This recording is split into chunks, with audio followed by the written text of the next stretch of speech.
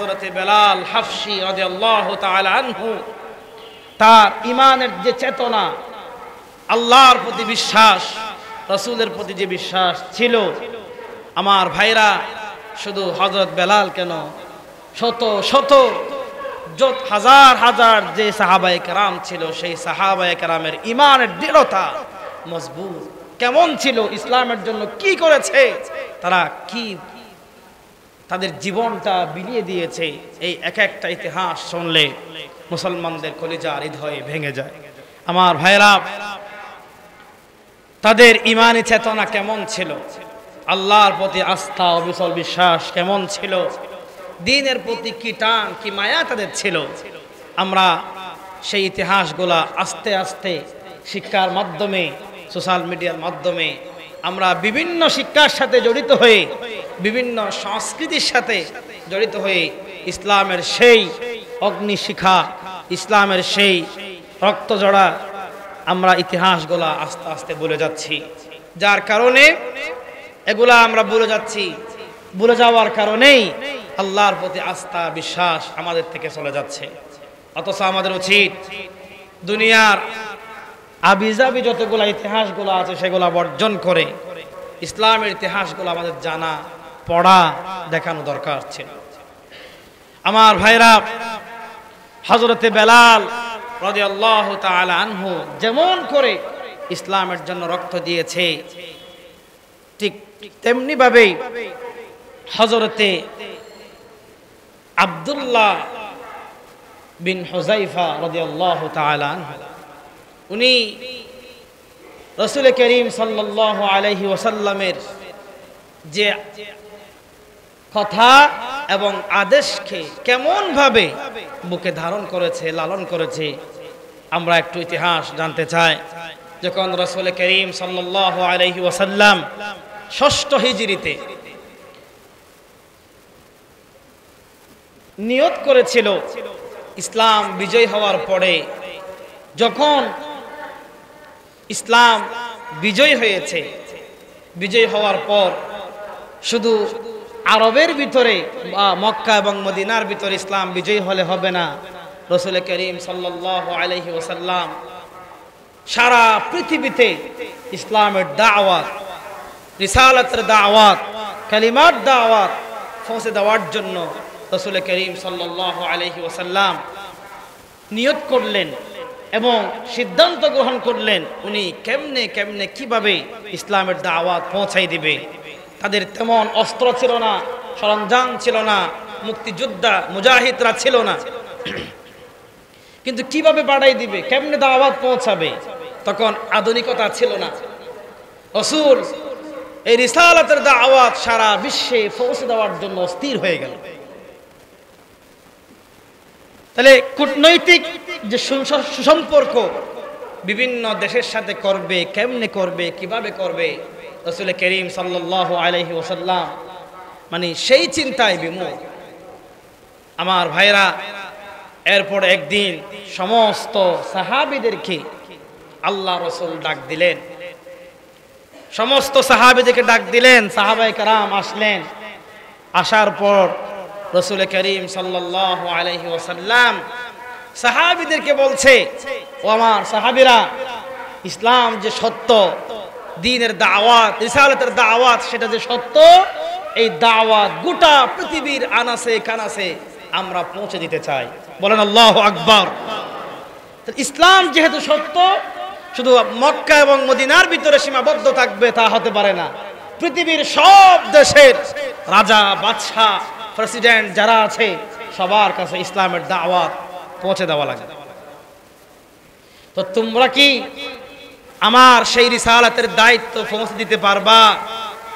তখন সাহাবায়ে কেরাম রিদওয়ানুল্লাহি আলাইহিম আজমাইনরা সবাই আনন্দে স্বতঃস্ফূর্তভাবে রাসূলকে বললেন, ইয়া রাসূলুল্লাহ, ইয়া হাবিবাল্লাহ, আপনার সমস্ত অর্ডার, আপনার দায়িত্ব, আপনার আদেশ আমরা যথাযথভাবে পালন করার জন্য আমরা আগ্রহী হয়ে আমরা ঈমানের ওয়াদা করে বসে আছি। আল্লাহু আকবার বলেন। সাহাবায়ে কেরামের সেই জবাব শুনে বিশ্বনবী মুহাম্মদ রাসূলুল্লাহ বলেন সাল্লাল্লাহু আলাইহি ওয়াসাল্লাম খুশি হয়ে গেলেন। আমার ভাইয়েরা, নবীজি সাহাবীদেরকে বললেন, ও আমার সাহাবীরা শোনো, তোমরা আমার সামনে বলেছো ও নবী আমরা আপনার দায়িত্ব পালন করার জন্য আগ্রহী হয়ে বসে আছি, আপনার সাথে ওয়াদাবদ্ধ। তোমরা আমার ভাই ঈসার যে উম্মত ছিল, বনি ইসরাইলরা ছিল, তারা তাদের ভিতরে মতবিরোধ ইখতিলাফ নিয়ে টাল বাহানা শুরু করে তারা যেমন চলে গেল, তোমরা কি তা করবা? সাহাবায়ে কেরামরা বললেন, ইয়া রাসূলুল্লাহ, ইয়া হাবিবাল্লাহ, আমরা কখনো তাদের মতন আচরণ করব না। নবীজিকে সাহাবায়ে কেরামরা বললেন, ইয়া রাসূলুল্লাহ, ইয়া হাবিবাল্লাহ, আপনি যেই দায়িত্ব আমাদের উপর অর্পিত করবেন, আমাদের উপরে দিবেন, জীবন চলে যাবে, জীবন দিয়ে দিব, রিসালাতের দায়িত্ব পালন করার জন্য আমরা আগ্রহী হয়ে বসে আছি। আল্লাহু আকবার। আমাদের জীবন চলে যাবে, আমরা জীবন দিব, এরপরে ঈমান দিব না। আল্লাহু আকবার বলে সাহাবায়ে কেরামের সেই তাদের আনন্দ চতুষ্পট, তাদের যে আনন্দ সহকারে রাসূলকে জবাব দিলেন, রাসূল করিম সাল্লাল্লাহু আলাইহি ওয়াসাল্লাম খুশি হয়ে গেলেন। তারপর রাসূল করিম সাল্লাল্লাহু আলাইহি ওয়াসাল্লাম বললেন, প্রত্যেকটা বাদশার কানে কানে ঈমানের দাওয়াত, রিসালাতের দাওয়াত পৌঁছাই দিবা। বলেন আল্লাহু আকবার। এরপরে 6 জন বিশিষ্ট একটা দল রাসূল করিম সাল্লাল্লাহু আলাইহি ওয়াসাল্লাম করলেন। এই 6 জনের মধ্যে মানে রাষ্ট্রদূত, কূটনৈতিক আল্লাহ রাসূলের যে বুদ্ধি, যে দায়িত্ব 6 জনকে দিলেন, এর মধ্যে একজন অন্যতম সাহাবী, তার নাম হচ্ছে হযরতে আব্দুল্লাহ ইবনে হুযাফা আস-সামি রাদিয়াল্লাহু তাআলা। নাম কি? হযরত, এই নামগুলো মুখস্থ করবেন, ইতিহাস জানা দরকার। হযরত আব্দুল্লাহ ইবনে হুযাফা আস-সামি রাদিয়াল্লাহু তাআলা। আব্দুল্লাহ ইবনে হুযাফা, এইটুকু জানলে হবে। ওনার যে তীক্ষ্ণ বুদ্ধি, কূটনৈতিক কৌশল, রাসূল চিন্তা করলেন যেহেতু মাত্রই ইসলাম বিজয় হয়েছে এবং সারা ওয়ার্ল্ডের যেই রাজা, বাদশাহ, মহাশক্তি, পরাশক্তি রাষ্ট্রদর আছে, তারা কি আমার এই দাওয়াত গ্রহণ করবে? কে নিয়ে যাবে? বা নেওয়ার পথেই যে আধুনিক বিমান ছিল না, সরঞ্জাম ছিল না, কেমনে যাবে, পৌঁছাই দিবে কেমনে? রাসূল বিভোর। এর মধ্যে হযরত আব্দুল্লাহ ইবনে হুযাফা রাদিয়াল্লাহু তাআলা আনহুর উপরে দায়িত্ব আসলো সেই যুগের মহা পরাক্রমশালী রাষ্ট্র পারস্য সম্রাট কিসরার কাছে গিয়ে আল্লাহ রাসূলের দাওয়াত, রিসালাতের দাওয়াত পৌঁছাই দিবে। দায়িত্ব দিয়েছে আব্দুল্লাহ ইবনে হুযাফার উপরে।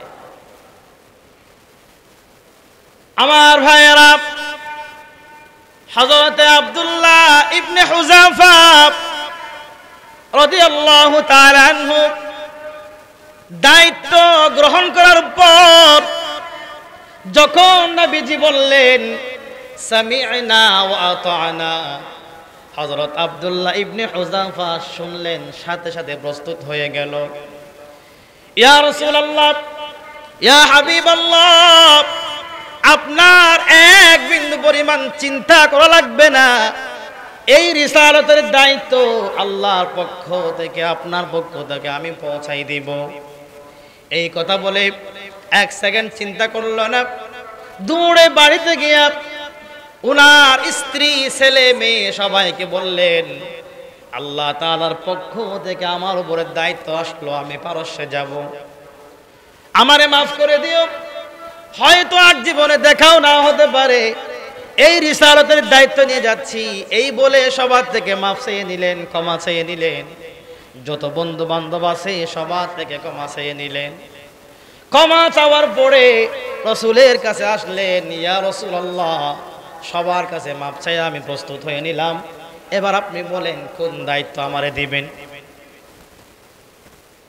নবীজি সাল্লাল্লাহু আলাইহি ওয়াসাল্লাম এক টুকরা চিঠি লিখে হযরতে আব্দুল্লাহ ইবনে হুযাফা রাদিয়াল্লাহু তাআলা আনহুকে বললেন, এই চিঠিগুলা নাও, দুনিয়ার কারো হাতে দিবে না, পারস্যের সম্রাট কিসরার কাছে আমার দাওয়াতটা পৌঁছাই দিবা। আল্লাহু আকবার বলেন। নিল, সাথে সাথে ঘর থেকে বের হয়ে গেলেন। আল্লাহু আকবার। আমার ভাইরা, অনেক দিন লাগছে, কঠিন পথ, মরুভূমির পথ, কত কিছুর যে ভয় ছিল ওই মুসলমান এই মধ্যে মুজাহিদের অন্তরে আল্লাহর ভয় ছাড়া আর কারো ভয় কাজ করে নাই। সুবহানাল্লাহ বলেন। কি ভূমিকা, কি ইমানের দৃঢ়তা, আল্লাহর প্রতি বিশ্বাস, রাসূলের প্রতি মুহাব্বত তাদের ছিল। দেরি করে নাই। সামি'না ওয়া আতা'না, শুনছে সাথে সাথে প্রস্তুত, এক সেকেন্ড দেরি করে নাই। আমার ভাইরা, দীর্ঘ পথ পাড়ি দিয়ে হযরত আব্দুল্লাহ ইবনে হুযাফা রাদিয়াল্লাহু তাআলা আনহু পারস্য সম্রাটের দরবারে গেল এবং সবাইকে খবর দিল এবং বুঝালো যে আব্দুল্লাহ ইবনে হুযাফা যেই দায়িত্ব নিয়ে পারস্য সম্রাটের কাছে আসলো, হয়তো দায়িত্বটা অনেক মহান, গুরুত্ব বুঝাইয়া অনুমতি নিয়া গেল। এখন সেই সময়ের একটা প্রথা ছিল যে কোন দেশ থেকে রাষ্ট্রদূত আসলে তারা সহজেই গ্রহণ করত না এবং যেই খবর, যেই চিঠিটা পাঠালো সেই চিঠির গুরুত্বটা বোঝাতো, আগে বুঝাতে পারলেই অনুমতি পেত। আব্দুল্লাহ ইবনে হুযাফা রাদিয়াল্লাহু তাআলা আনহু গুরুত্ব বুঝতে পারলেন। তারপরে পারস্য সম্রাট সে মনে করলো এই যে ছোট্টখাটো একটা দেশ নতুন স্বাধীন হয়েছে, অন্যান্য দেশের মতন সেও তার মানে রাজনৈতিক আশ্রয় নিবে, কূটনৈতিক তারা সুসম্পর্ক গড়বে, তার অধীনস্থ একটা রাষ্ট্র হবে, সেটা মনে করলো। তারপরে বলল তাকে অমুক জায়গায় বিশ্রাম নাও। অন্যান্য রাষ্ট্রদূত এবং এই দেশের যত মান্যগণ্য ব্যক্তিবর্গ আছে, মন্ত্রী পরিষদ, সবাইকে ডাকলো, তার সংসদগুলা লাইট আলোকসজ্জা করলো, সাজালো, তাকে সানন্দে গ্রহণ করবে। গ্রহণ করার কারণটা হচ্ছে সে মনে করেছে যে অন্যান্য দেশ যেমন পারস্য সম্রাটের অধীনস্থ হয়েছে, তারাও চুক্তিবদ্ধ হবে, মানে রাসূলও তাদের চুক্তিবদ্ধ হয়ে তাদের সাথে কি করবে, চুক্তি করবে, সমঝোতা করবে, শান্তি চুক্তি করবে, এটা মনে করছে। সাজালো, পরদিন আসলো। হযরত আব্দুল্লাহ ইবনে হুযাফা আরবিয়ান যেই তাদের ড্রেস আপ ছিল, এটা পরে জুব্বা, হাজির রুমাল, সেই সময়ে যেই তাদের ড্রেস ছিল, এটা নিল। পারস্য সম্রাট বসে আছে তার আসনে। তারপর তার খাদেমকে বলল আমার চিঠিটা নিয়ে আসো। আব্দুল্লাহ ইবনে হুযাফা বললেন, জাহাপনা, আমার নবী মুহাম্মদ সাল্লাল্লাহু আলাইহি ওয়াসাল্লাম উনার এই চিঠিটা সরাসরি আপনার হাতেই দিতে বলছে, আপনার হাত ছাড়া কাউকে না দিতে বলছে। এখন পারস্য সম্রাট, ঠিক আছে আমি নিজের হাতে নিব। সেই চুক্তিটা কেমনে করবে, ভাষা বোঝার জন্য ইরানের একজন দুভাষী ব্যক্তিকে নিযুক্ত করলো, চিঠিটা পড়বে, উনি বুঝাই দিবে। তখন পারস্য সম্রাট নিজেই এই চিঠিটা নিল, দুভাষীকে দিল, দুভাষীকে বলল তুমি পড়ো, আমাকে বুঝাই দাও। আমার ভাইয়েরা, সেই দুভাষী পড়লো, শুরুতে শুরু করলো বিসমিল্লাহির রহমানির রহিম মিন মুহাম্মাদির রাসূলিল্লাহি ইলা কিসরা আযীমি ফারিস সালামুন আলা মান ইত্তাবাআল হুদা ওয়া আমানা বিল্লাহি ওয়া রাসূলিহি ওয়া দাউকা বিদাআয়াতিল্লাহি আযজা ওয়া জাল্লা فإني رسول الله إلى الناس كافة لأنذر من كان حيا ويحق القول على الكافرين وأسلم تسلم فإن توليت فإن إثم المجوس عليك الله أكبر বলেন। আমার ভাইয়েরা, সেই ইরানের দুভাষী পারস্য সম্রাট, সেই যুগের মহাপরাক্রমশালী বাদশাহ, ওনাকে বুঝাই দিল, শুরু করলো বিসমিল্লাহির রহমানির রহিম। আমার ভাইরা শুরু করছে কার নাম দিয়া? সবাই বলেন, শুরু করছে কার নাম দিয়া? সেখান থেকে শিক্ষা দেওয়া হলো, দুনিয়ার কোন মুসলমান কোন কাজ করার সময়, লেখার সময়, বসার সময়, খাওয়ার সময়, যখনই যা কাজ করবে শুরুতে নাম ধরবে কার? আল্লাহু আকবার, আল্লাহর নামে শুরু করছে। এটা মুসলমানদের শিক্ষা। যে কোনো কাজে আপনি খাবেন, বসবেন, লিখবেন, লেনদেন করবেন,